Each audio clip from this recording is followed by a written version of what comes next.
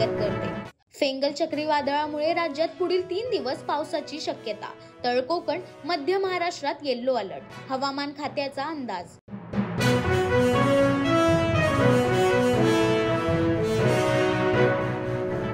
रक्षाबंधनाला सुरू झालेली लाडकी बहीण योजना रक्षाबंधनाच्या दिवशीपासूनच रक्कम वाढवायची। सुधीर मुनगंटीवार यांचं वक्तव्य।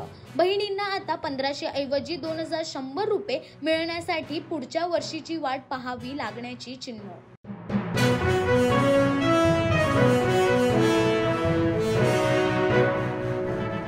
मी उपमुख्यमंत्री होण्याच्या सर्व बातम्या निराधार आणि बिनबुडाच्या।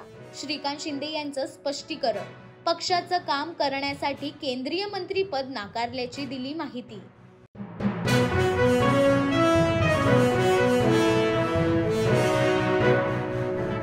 बाळासाहेब थोरातांना पोस्टल मते 70%, मग ईव्हीएम मध्ये मागे कसे?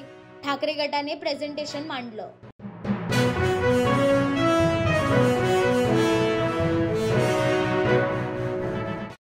काय आला? दरे गावात काय गेले? शेवटी बीजेपी सांगेल तेच करायचं। मनसेचे माजी आमदार राजू पाटील यांचा एकनाथ शिंदेंना टोला।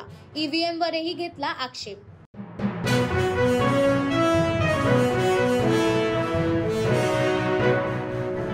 विधानसभा निवडणुकीत पक्षविरोधी काम करणाऱ्यांवर कठोर कारवाई होणार। काँग्रेस अध्यक्ष मल्लिकार्जुन खरगेंचा इशारा।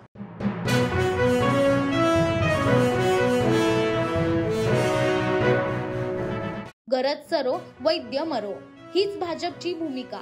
सत्तेसाठी देवेंद्र फडणवीसांचा फोन, मात्र मतदारसंघातील कामं आणि निधीसाठी एकदाही फोन केला नाही। बच्चू कडूंचा देवेंद्र फडणवीसांवर आरोप।